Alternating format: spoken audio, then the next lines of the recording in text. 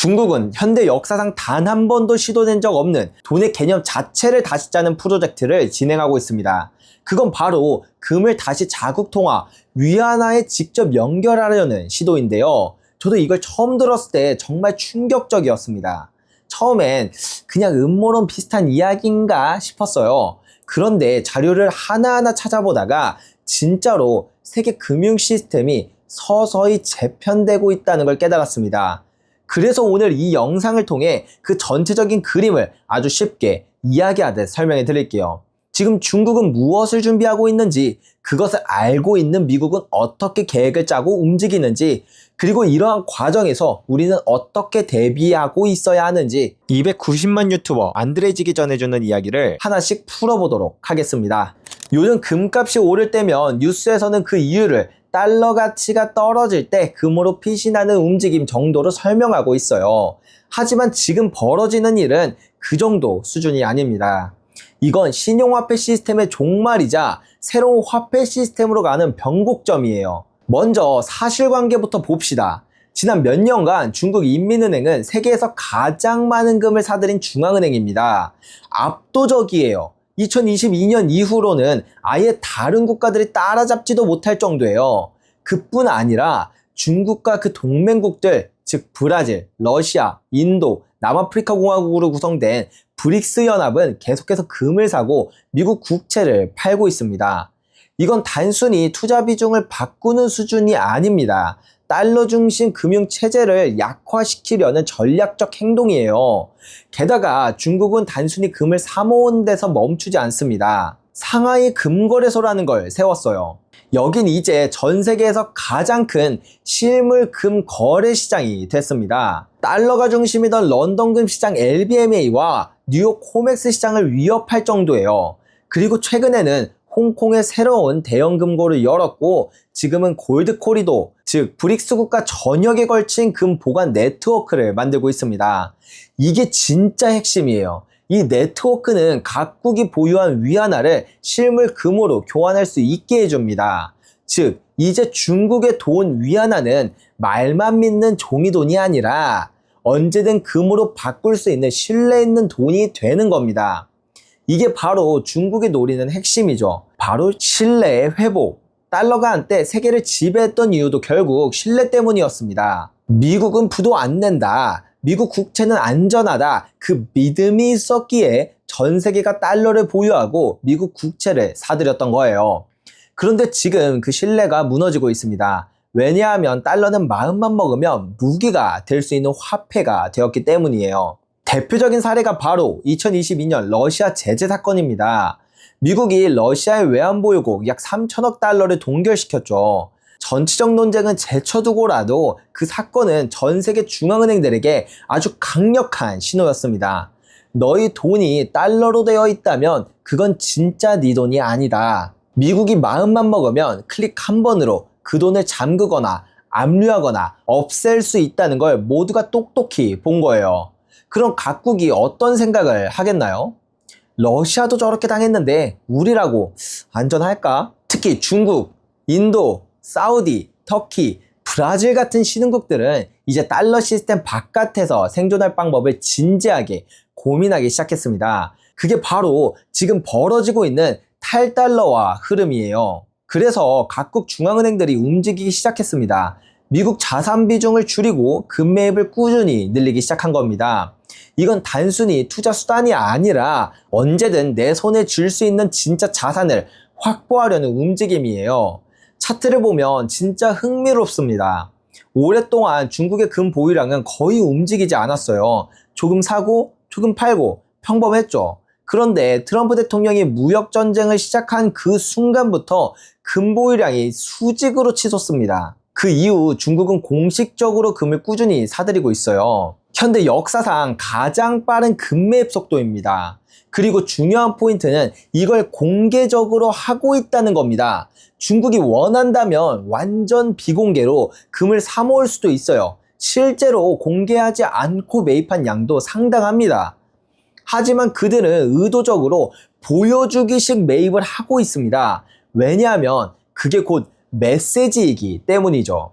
봐라, 우리는 금을 이렇게 많이 가지고 있다. 이제 미국 국채 없이도 달러 없이도 살아남을 수 있다. 즉 세계에 신호를 보내는 겁니다. 우리는 준비됐다. 이건 단순히 중국 하나의 움직임이 아닙니다. 전 세계 중앙은행들의 움직임이에요. 전 세계 중앙은행들의 외환보유고에서 금의 비중이 미국 국채의 비중을 추월했습니다. 이건 정말 엄청난 사건이에요. 왜냐하면 미국 국채가 지난 70년 동안 전 세계 금융의 기초 자산 역할을 해왔기 때문이죠. 더 길게 보면 달러의 글로벌 비중은 수십 년 만에 최저입니다. 전 세계가 조금씩 그러나 확실히 달러에서 금으로 돌아가고 있는 중이에요. 공식적으로 인민은행이 밝힌 금 보유량은 약 2,300톤입니다.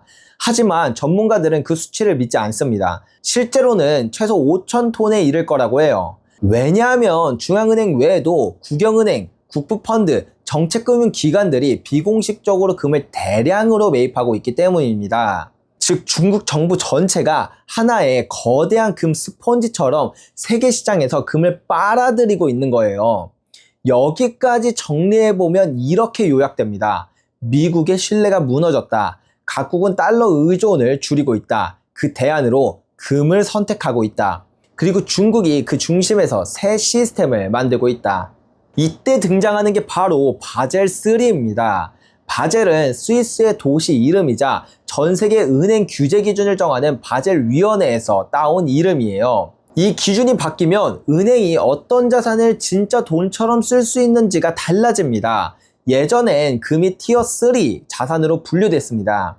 이게 무슨 뜻이냐면 은행이 10억 달러치 금을 가지고 있어도 재무제표에서는 그 절반이 5억 달러만큼만 인정된다는 뜻이에요. 즉 금은 그냥 창고에 쌓아두는 자산이지 돈처럼 쓸 수 있는 자산은 아니었던 겁니다. 근데 바젤3가 등장하면서 금이 티어 1 자산으로 격상됐습니다. 이제 금의 가치는 100%를 자산으로 인정받을 수 있어요. 이건 말 그대로 금이 금융 시스템의 문턱을 다시 넘은 것이에요. 하지만 여기서 끝이 아닙니다. 이제 시작이에요. 금이 티어 1 자산이 된다는 건 첫 번째 단계이고 중국이 진짜 노리는 건 그 다음 단계 HQLA, 하이 퀄리티 리커드 에셋, 고유동성 우량 자산입니다. 이 단계가 되면 무슨 일이 벌어질까요? 금은 단순히 보관용 자산이 아니라 빌릴 수 있고 담보로 쓸 수 있고 심지어 인프라를 세울 수 있는 자산이 됩니다. 말만 들어도 뭔가 은행들이 좋아할 것 같죠? 실제로 그렇습니다. 이건 전 세계 금융 시스템의 혈액과 같은 자산 등급이 되는 거예요. 이걸 이해하려면 먼저 레포라는 개념을 잠깐 알아야 합니다. 레포는 레포 어그리먼트의 줄임말이에요. 쉽게 말해 은행들끼리 단기 대출을 주고받는 시스템이에요. 예를 들어 어떤 은행이 오늘 갑자기 자금이 부족해졌다고 합시다. 그럼 다른 은행에게 이렇게 말합니다. 야, 우리 금고에 국채 있거든? 이거 하루만 맡길 테니까 대신 오늘 자금 좀 빌려줘. 그리고 다음날이 되면 그 은행이 돈을 갚으면서 고마워, 이자는 조금 더 넣어서 줬어. 이게 바로 레포 거래, 즉 담보대출의 초단기 버전이에요. 근데 여기서 중요한 게 있습니다. 이 레포 거래에 쓰이는 담보는 무조건 HQLA 자산이어야 합니다. 즉 안전하고 가치가 안정적이고 유동성이 높은 자산만 허용돼요.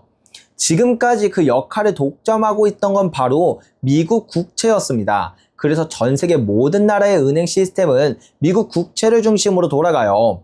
예를 들어 아프리카의 어떤 나라가 항만을 새로 지으려면 중앙은행에게 가서 이렇게 말하죠. 자금이 필요합니다. 돈 좀 빌려주세요. 그러면 중앙은행이 이렇게 묻죠. 좋아요. 담보는 뭘로 하시겠어요? 그럼 그 나라는 대답하죠. 당연히 미국 국채죠. 그렇게 돈을 빌려서 항만을 짓습니다. 이게 지금까지 70년 동안 유지되어 온 시스템이에요. 달러와 미국 국채가 세계 금융의 근간이 된 이유입니다. 그런데 만약 여기에 금이 HQLA로 추가된다면 어떻게 될까요? 그 순간부터는 금이 단순한 보관용 자산이 아니라 레포, 대출, 개발자금 조달에 쓰이는 금융도구가 됩니다. 그리고 그렇게 되면 국가들은 더 이상 달러나 미국 국채를 빌리지 않아도 됩니다. 이게 바로 중국이 노리고 있는 게임 체인저예요. 중국은 이미 이걸 향해 단계적으로 준비하고 있습니다. 바로 골드 코리도라는 시스템을 만들고 있죠. 이걸 한마디로 설명하자면 국가 단위의 금 블록체인 네트워크라고 할 수 있어요. 물론 디지털 블록체인은 아닙니다. 하지만 원리는 비슷해요. 쉽게 예를 들어 볼게요. 과거엔 각 나라의 금이 대부분 런던 금 시장 LBMA나 뉴욕 코맥스 창고 같은 곳에 있었어요. 그 말은 서방 금융권이 금의 이동과 거래를 완전히 통제했다는 뜻이에요. 그런데 중국은 거꾸로 생각했죠. 왜 금은 항상 서방이 관리해야 하지? 우리도 우리 손으로 관리할 수 있는 시스템을 만들자. 그래서 상하이에 상하이 금거래소를 만들고 그걸 중심으로 금을 보관하고 거래할 수 있는 새로운 글로벌 금 네트워크를 설계한 겁니다. 그리고 이 네트워크의 이름이 바로 골드 코리도예요. 현재 이 시스템은 중국 본토뿐만 아니라 홍콩, 카자흐스탄, 두바이, 인도, 그리고 심지어 아프리카 일부 지역까지 여러 개의 실물 금고가 연결되어 있는 형태입니다. 이걸 한번 상상해 보세요. 마치 아날로그 버전의 블록체인이에요. 블록체인은 각 블록이 채굴자에 의해 검증되죠. 그런데 이 골드 코리도에서는 각 금고가 참여 국가들에 의해 검증됩니다. 각 금괴에는 일련 번호, 순도, 소유자 정보가 기록되고 그 데이터는 상하이 금거래소가 관리합니다. 즉, 이 금은 어느 나라의 것이고 어디에 있고 얼마만큼인지 전부 투명하게 확인이 가능하죠. 이게 왜 중요하냐면 이제 다른 나라들이 중국을 믿지 않아도 됩니다. 예전에는 중국이 우리 금까지 관리하면 어떡해? 이제 미국도 못 믿겠다는 말이 나오는데 중국을 믿을 수 있을까? 이런 불신이 있었지만 이제는 금이 각국 금고에 분산돼서 보관되고 블록체인처럼 서로 검증이 가능하니까 신뢰 문제를 상당 부분 해결할 수 있게 된 겁니다. 그래서 이 시스템을 신뢰의 탈중앙화라고 부릅니다. 예전에는 미국이 신뢰의 중심이었지만 이제는 금이 그 자리를 대신하는 거예요. 그런데 이 시스템을 실제 금융거래에 쓰려면 또 하나의 문제가 있습니다. 바로 금 가격의 변동성이에요. 금 가격은 매일 오르락 내리락 하죠. 만약 그 금을 담보로 대출을 해줬는데 금값이 일주일 만에 10% 빠지면 문제가 커집니다. 그걸 방지하기 위해 중국은 이동평균 가격 시스템을 도입하려고 합니다. 이게 무슨 뜻이냐면 금 거래 가격을 당일 시세로 정하지 않고 최근 200거래일 평균가로 계산한다는 거예요. 이렇게 하면 하루 이틀의 급등락에 영향을 덜 받게 됩니다. 결제와 담보 평가가 훨씬 안정적이죠. 예를 들어 볼게요. 어떤 나라가 상하이 금거래소에 금 100톤을 예치하고 그걸 담보로 위안화 대출을 받는다고 칩시다. 그럼 이 대출의 담보 가치는 오늘 금 시세가 아니라 최근 200일 동안의 평균 금값으로 계산됩니다. 그래서 단기적인 시장 조작이나 투기 세력의 공격에도 안정적으로 시스템을 유지할 수 있는 겁니다. 자, 이제 이 구조가 갖춰졌다면 그 다음은 어떻게 될까요? 중국은 이 시스템을 이용해서 개도국들에게 자금을 빌려주려 할 겁니다. 대표적인 예가 아프리카입니다. 아프리카는 전 세계 금 생산량의 25%에서 30%를 차지하지만 인프라가 부족합니다. 그래서 늘 서방의 자금에 의존해왔죠. 그런데 이제 중국이 이렇게 말할 겁니다. 너네들이 가진 금을 상하이 금거래소에 예치해. 그러면 그 금을 담보로 위안화 대출을 해줄게. 그럼 그 돈으로 도로를 깔고 공항을 짓고 발전소를 세울 수 있어. 즉, IMF나 세계은행을 거치지 않고 중국의 시스템 안에서 직접 개발 자금을 조달할 수 있게 되는 거죠. 이게 얼마나 큰 의미냐면요. 이건 단순히 경제개발 지원이 아니라 새로운 금융 패권의 등장이에요. 중국은 돈을 찍는 나라가 아니라 실물 금으로 돈을 빌려주는 나라가 됩니다. 서방의 종이돈 시스템과는 완전히 다른 철학이죠. 결국 이런 구조를 통해 금은 자연스럽게 HQLA처럼 가능하게 됩니다. 서방이 공식적으로 인정하지 않아도 실제 시장에서는 그 역할을 하기 시작하는 겁니다. 즉, 금이 다시 돈으로 작동하기 시작하는 순간이 다가오고 있다는 거예요.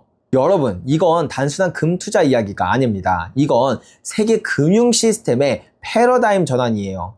금은 다시 중심으로 돌아오고 있고 달러는 점점 주변으로 밀려나고 있어요.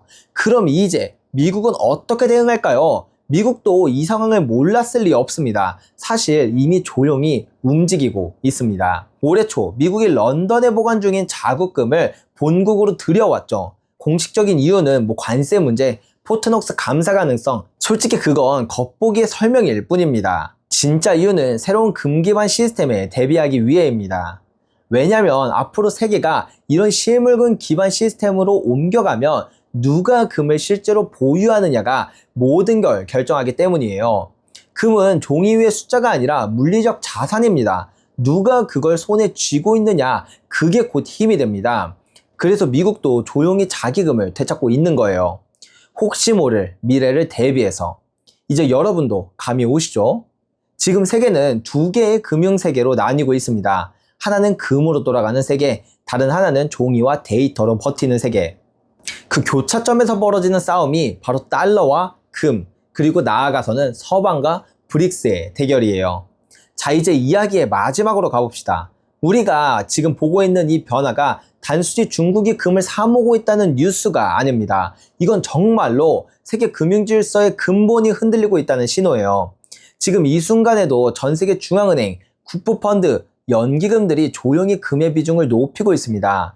현재 대부분의 금융기관들은 자산 중 약 20%를 금이나 실물자산으로 보유하고 있습니다. 그런데 최근 뱅크 오브 아메리카 같은 기관에서는 이 비중을 30%로 높여야 한다는 새로운 지침을 내놓았어요. 이게 별거 아닌 것처럼 들리죠. 10% 늘리는 게 뭐 대단하냐 싶지만 이걸 전 세계 금융 시스템 규모로 환산하면 약 2조 달러, 하나로 약 2,700조 원에 달하는 추가 수요입니다. 그런데 중요한 건 금은 달러처럼 찍어낼 수 없다는 거예요. 채굴 속도도 한정되어 있고 공급도 일정하죠. 즉 수요가 늘어나면 가격은 필연적으로 올라갑니다. 그래서 많은 전문가들이 말하죠. 앞으로 5년 안에 금값은 지금의 2배가 될 수 있다. 하지만 금이 지금처럼 활용 가능한 금융자산이 되기 시작하면 가격 상승은 단순한 가능성이 아니라 구조적인 필연이 됩니다. 금은 시간이 만든 신뢰예요. 5,000년이라는 시간 동안 인류가 믿어온 실물자산이죠. 인류 역사에 단 한 번도 가치가 0이 된 적이 없습니다. 만약 중국이 금으로 위안화를 뒷받침하기 시작한다면 미국은 그냥 보고만 있을까요? 여기서부터가 진짜 흥미로운 부분이에요. 미국은 이미 다른 방향으로 움직이고 있습니다. 바로 디지털 달러, 즉 중앙은행 디지털 화폐 시스템 CBDC예요. 여기서 재밌는 점은 미국이 CBDC를 단독으로 만들지 않을 가능성이 높다는 거예요. 왜냐면 이미 시장에서는 스테이블 코인이라는 게 존재하기 때문이죠. USDC, USDT 같은 스테이블 코인은 달러에 1대1로 연동되어 있고 블록체인 위에서 즉시 전송이 가능합니다. 이건 사실상 민간이 만든 디지털 달러예요. 갑자기 미국이 민간에서 만든 디지털 달러를 채택한다는 게 이상하다고 생각하실 분도 계실 텐데요. 사실 미국의 중앙은행이라고 불리는 연준도 알고 보면 공공기관이 아닌 JP모건 등 사립은행들이 지분을 100% 소유하고 있으며 배당도 하는 사기업이라는 사실.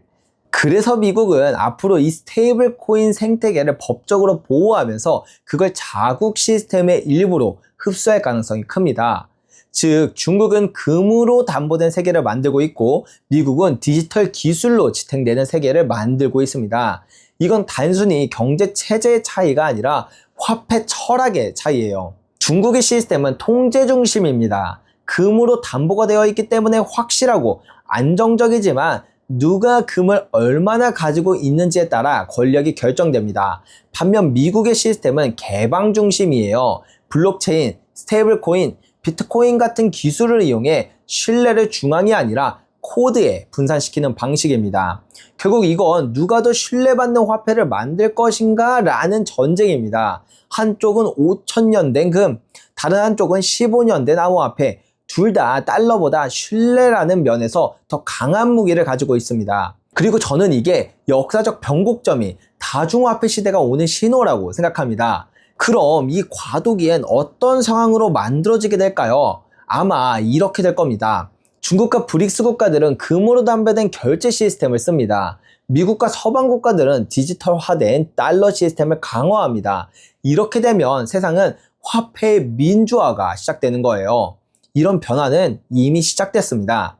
예를 들어 러시아는 이미 자국 간 거래에서 달러 대신 금을 사용하기 시작했고 사우디아라비아는 중국과의 석유 결제에서 일부를 위안화로 결제하고 있습니다. 이건 단순히 달러의 몰락이라기보다는 불안화폐 시스템의 종말이라고 보는 게 맞아요. 그럼 우리 투자자들은 어떻게 해야 할까요? 우리가 살고 있는 시대는 오로지 국가의 신뢰로만 가치가 보증되는 불안화폐 시스템이 불안정해지는 시기입니다. 그럴 땐 언제나 실물 자산이 힘을 발휘합니다. 금, 은, 비트코인 이런 자산들은 국가가 마음대로 인쇄하거나 압류하기 어렵습니다. 그게 바로 진정한 신뢰의 기반이에요. 이건 단순히 부자가 되기 위한 투자 전략이 아닙니다. 이건 나의 부를 지키고 자유를 지키기 위한 생존 전략이에요. 지금의 금융 시스템은 돈을 찍어내고 이자를 조정하고 부채로 성장을 이어가는 구조입니다. 그 구조가 흔들릴 때 가치가 보존되는 건 언제나 인위적으로 만들 수 없는 것들입니다. 결국 미래의 화폐 전쟁은 누가 더 신뢰를 얻을 수 있느냐에 달려 있습니다. 금이 다시 세상의 중심이 될 수도 있고 비트코인이 새로운 화폐 시스템을 이끌게 될 수도 있고 혹은 완전히 다른 화폐 시스템으로 변화하게 될지 예측할 수 없지만 그러나 단 한 가지 확실한 사실이 있습니다. 지금의 통화 시스템은 끝이 났다는 것을 전 세계가 모두가 알고 있고 미국과 중국은 각자의 방식으로 새로운 100년 대계를 건 싸움을 시작했다는 것을요. 그리고 그 과정에서 반드시 나타나는 건 화폐의 재평가입니다. 세상의 돈이 새로 정의되는 과정에서 기존에 무자비하게 풀렸던 화폐들은 빠르게 가치를 잃을 것이며 누군가의 보증이 필요 없는 자산들이 다시 제 가치를 찾게 될 것입니다. 지금은 혼란스럽지만 이건 인류가 더 정직한 돈으로 돌아가는 과정이라고 생각합니다. 금은 변하지 않습니다. 비트코인은 조작할 수 없습니다. 혹시 오늘 이 이야기를 들으시면서 그럼 나는 금을 사야 하나요? 비트코인을 사야 하나요? 이런 생각이 드셨을 수도 있어요. 그 답은 간단합니다. 우리가 진짜로 믿을 수 있는 자산을 직접 공부하고 직접 선택해야 하는 거죠. 그게 지금 시대의 가장 현명한 선택이에요. 저는 제가 확신하고 있는 자산을 선택했고 변화하는 시나리오에 맞는 다양한 전략을 준비해 두었습니다. 유튜브에서는 최대한 대중적인 주제를 너무 어렵지 않고 지루하지 않게끔 10분 남짓한 시간에 이야기해야 하다 보니 저는 어떤 생각을 가지고 있고 어떤 자산을 택했는지 그리고 어떤 상황에는 어떤 식으로 대응할 전략을 가지고 있는지를 구체적으로 이야기하기가 항상 쉽지 않다고 느꼈는데요. 그래서 2026년 금시장 전망과 시나리오 그리고 제가 직접 실행하고 있는 리스크 관리와 매매 전략을 무료 라이브 특강을 통해 좀 넉넉한 시간을 갖고 구체적으로 풀어보려고 합니다. 당연히 무조건 제가 정답은 아니에요. 그렇기 때문에 양벨이라는 사람은 왜 그런 선택을 했고 어떤 전략을 가지고 있는지 천천히 들어보시고 여러분들의 투자 판단에 조금이나마 도움이 될 수 있다면 정말 뿌듯할 것 같습니다. 신청 방법은 밑에 고정 댓글에 남겨놓도록 하겠습니다. 요즘 영상을 올리기만 하면 조회수 굉장히 잘 나오는 시기인 거 누구보다 제가 더 잘 알아요. 근데 지금 그 조회수 얼마보다 이 강의가 구독자분들에게 더 필요하다고 생각해서 매일 새벽까지 강의 준비 열심히 하고 있습니다. 조회수도 포기하고 강의도 무료로 풀 건데 여러분들이 구독 한 번만 눌러주신다면 그 시간이 하나도 아깝지 않고 너무나 뿌듯할 것 같아요. 이미 누르셨다고요? 그러면 좋아요도 한 번만 부탁드리겠습니다. 통화 시스템의 변곡점에서 여러분들과 함께 고민하고 함께 나아갈 저는 양벨이었습니다.